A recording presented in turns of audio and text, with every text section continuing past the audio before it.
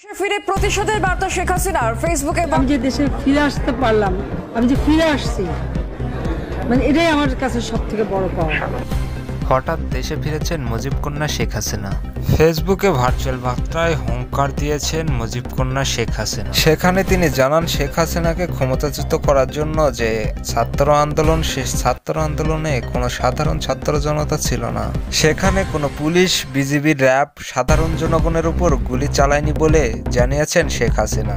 এসব বার্তারা সামাজিক যোগাযোগ মাধ্যম ফেসবুকে জানিয়ে আজ বিকেল 4টার ফ্লাইটে দেশে ফিরেছেন মুজিব কন্যা শেখ হাসিনা। শেখ হাসিনার দেশে ফেরার খবর পেয়ে সাধারণ জনগণের বিক্ষোভ সারা দেশে।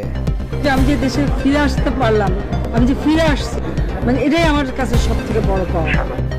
বিক্ষোভে সাধারণ জনতা বলেন, এই স্বৈরাচারকে কোনোভাবেই দেশে থাকতে দেওয়া যাবে না। এই স্বৈরাচার হাসিনাকে যদি বাংলাদেশে রাখা হয় তাহলে বাংলাদেশের মানুষের উপর জুলুম আরো দ্বিগুণ বেড়ে যাবে বলে জানিয়েছেন সাধারণ জনতা। Test report, viral topic.